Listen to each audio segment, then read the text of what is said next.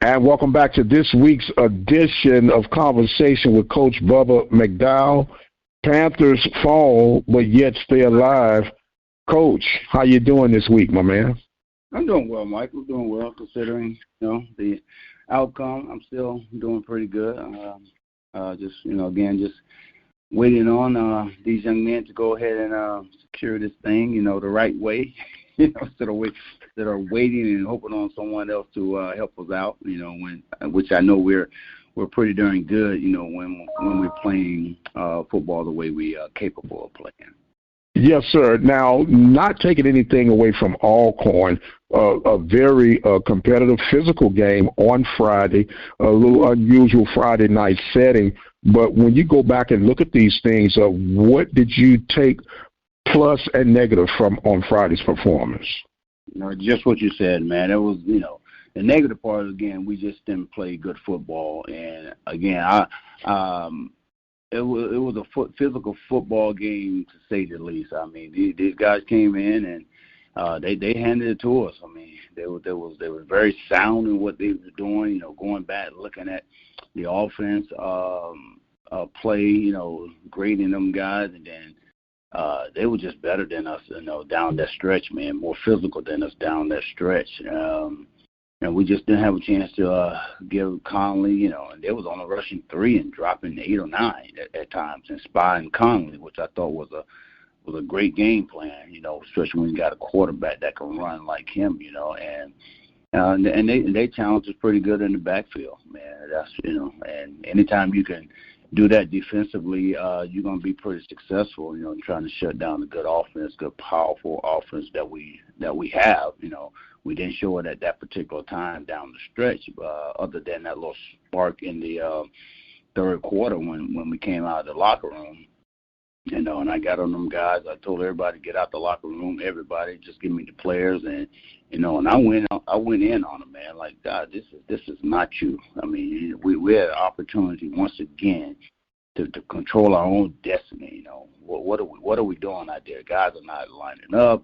We're making mistakes here and there that we normally don't make, and they came out with that burst, man. Then all of a sudden, we got back into that physical part of it where they were more physical than we were.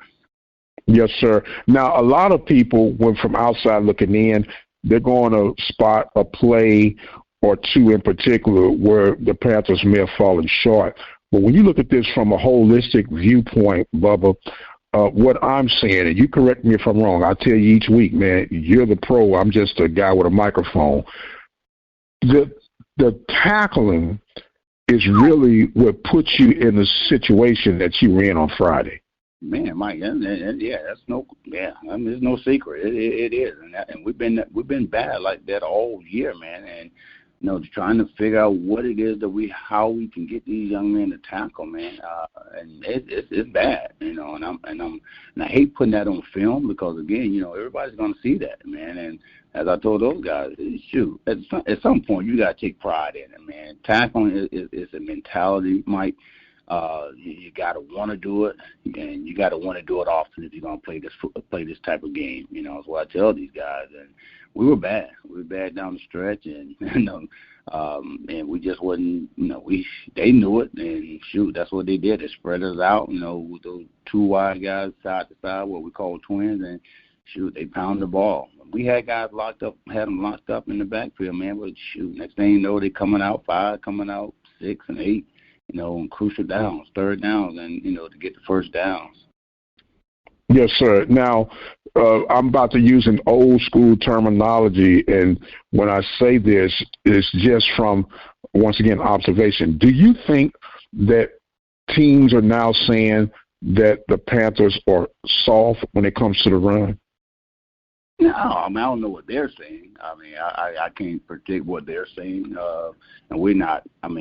We're bad, but we're not that bad.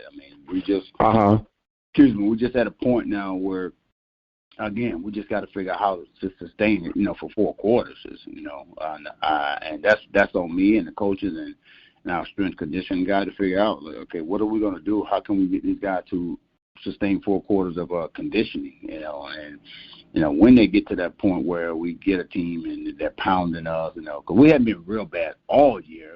We've been bad pretty much whole year. But again, we've been so fast, and just it's been helping us, throughout the course of the year because we're so fast and we're able to get to the ball when one guy missed and then two guys missed and then another guy's like right there. So it minimizes the yardage that they get. But unfortunately, that wasn't the case this past Friday.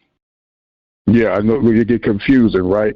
And look, note, man, no more Thursday or Friday games, Bubba. Please, no more. I don't like those, man. But that's neither here nor there. The TV stations dictate that, but ain't enough money they can pay for that. But we'll cross that bridge when we have to cross it. Okay, the light at the end of the tunnel, Bubba. Despite the loss on Friday, you are still in the driver's seat for this Western Division title, man.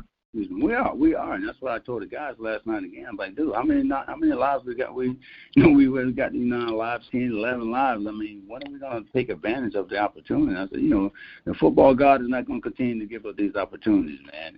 We at some point we got to do our side, do our job, to secure this thing, And what better way? Again, we on the road 2 weeks in a row, I'm challenging, like I told you, I'm challenging you guys right now, man. Get your minds right. We're going up to play, going down and over, wherever however you want to categorize.